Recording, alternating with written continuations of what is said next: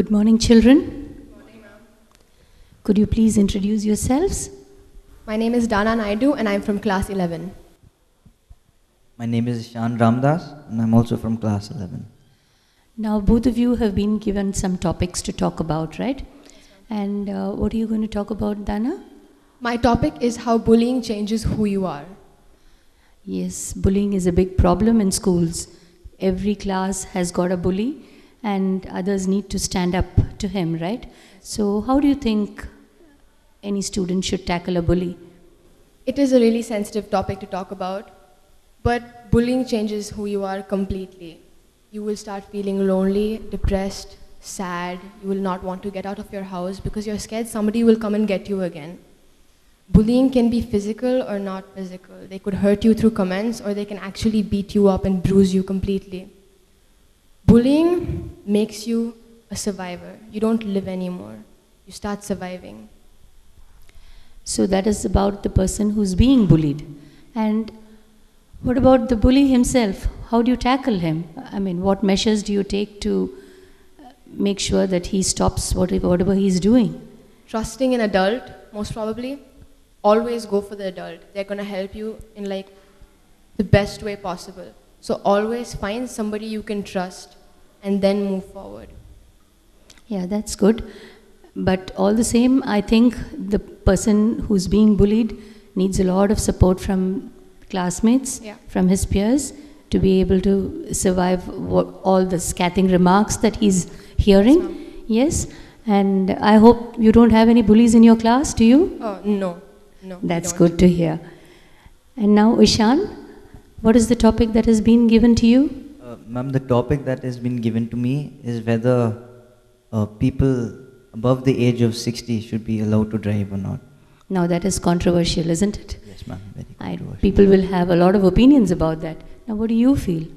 I personally feel that it is absolutely okay for them to drive as long as they're mentally and physically sound. That's good. And do you think they need to have very quick reflexes given the state of traffic here now? Yes, ma'am. Obviously, I mean, they're not used to the pace of traffic in the modern world.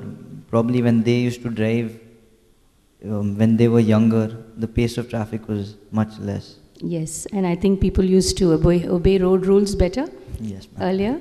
And well, about vision check, etc., I think there should be some stringent rules about people getting their vision checked after the age of 65 so that, you know, they can see better. Yeah, ma'am. What do you think? But I like to conclude by saying that I think that, I mean, everybody has a right to be independent. Right. And you're absolutely right there.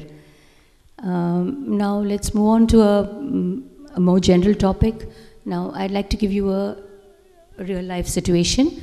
Now both of you have been attending national meets, be it sports meets or cultural meets, and in many schools you always find that there are some unsavory elements who keep passing obscene remarks regarding, you know, your performances or about your school.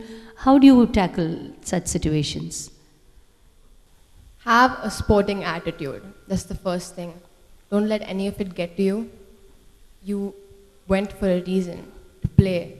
It's your game. Don't let those comments get to you. And if things get out of hand, keep true to your part. Do what you came for. And your opinion, Ishan? I think first what you should do is ignore them. And don't, like Dana said, don't let it get you. And then you should probably consult your coach or your respective team manager.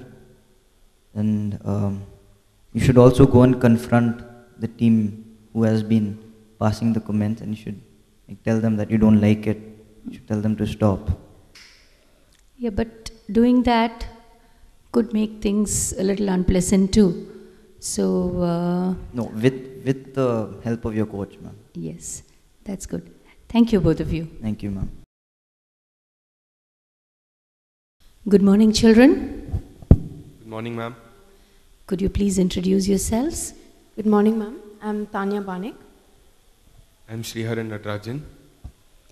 Both of you have been given topics to talk about, haven't you? Tanya, what is your topic? My topic is juvenile sentence is right. So what do you feel about the subject? Ma'am, I believe the juvenile sentence is indeed right because like Newton's third law states, every action has an equal and opposite reaction. And so if a person commits a crime, he has to be punished, whether young or big. And I feel that children, if they do have such a thought in their head to do such a crime, they should have a sentence which is a juvenile sentence. There is a big controversy in today's world about whether juvenile sentence is right or wrong. But personally, I believe that they should be punished for what they have done. And what do you feel? Should the sentence be commensurate with the intensity of the crime they have committed? Yes, ma'am. For example, if it is murder, then obviously it has to be a very big punishment. But if it's something like stealing something, like being a thief or something like that, punishment can come down. Well, this certainly is a controversial topic because a lot of people feel that children are too immature and they act on the spur of the moment because whatever emotion takes them at that minute, they act accordingly. But is it not enough that they are remanded and then given psychological help so that they can, come out of whatever situation they are in and then be given an opportunity to better their lives? An opportunity is always welcome, ma'am. But I feel, again, it's to do with the intensity of the crime. I believe that if it is really intense, psychological help will obviously be good. But they should also be aware of what the punishment is, that they have done a crime that is so intense, and they should be aware of it. Okay, thank you, Tanya. Thank you, ma'am. And Sriharan, what is your topic? My topic is benefits of having a pet in home. And what do you think? I believe it is an indescribable joy. Believe me, ma'am, I have a pet, Zoya, her name, she's a dog. And whenever I go home and I see her, like the first thing, I hug her. And that amount of love and joy, I feel is not countable, it's like so high, it's like a skyscraper. And a pet, instead of wasting time and all, you can spend time with the pet instead of, sit in front of a TV and becoming couch potato. You could just spend time with your pet, spend, like, a pet is some, like... And a pet gives you a great deal of joy, I understand. And also it gives you a sense of responsibility, doesn't it? Yes, ma'am, it does. You are in charge of another creature's life. Yes, ma'am. So, in what way does it help you? It helps you to understand, like, to take care of the needs of others. It makes you more responsible as a person. Like, you understand what the, like, pet is something which you can start with. It's like a stepping stones. One of the first steps is like having a pet. And you can go gradually more one by one, like, improve yourself on how you take care of others and all. And a lot of people, just have a pet just because it's a status symbol. I have a dog, I have this breed. This is the kind of, attitude people have. And then they don't really devote their time to take care of the needs of the pet. But don't you think once you're responsible for another creature's life, the entire lifetime of that creature, you should commit your life also to it? Yes, ma'am. Basically, a pet will be there with you for like a decade or so, but it's a part of your life. But that pet, you are the life for the pet. So that's right. All you give for the pet is a home, shelter, food, and affection and joy. But what you get back is not the same. It's like triple times, more than threefold. So it's not. I believe that having a pet just to show off is very bad. And if you are having a pet, take care of the pet. Be there for the pet. Yes, commit your life to it too, yes, the way it does, right? Yes. Yeah, thank you. And now let us go on to some real life situations. Now the volume of traffic, the amount of vehicles on the road has increased maybe 100 times more than it was a few decades ago. And all of us are finding it very difficult to park car, whether be it a two-wheeler or a car, wherever you go. Even at your homes, you don't find place to park, and people put their cars on the road. Now, for example, if you have gone somewhere and you have parked your vehicle in a particular spot, and others have come and parked their vehicles all around yours, and you have a big problem extricating yourself from your parking slot. Now, what would you do? How will you deal with this situation?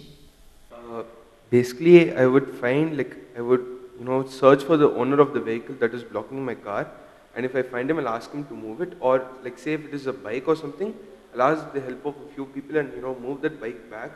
And after I remove my car or something, I'll keep it back inside. I would do the same, ma'am. Usually people who park their cars or bikes there, the owner should be somewhere around. So I would search for the owner. If the owner isn't there, I would find other solutions. Maybe if there's a police officer there, usually you should have police officers nearby.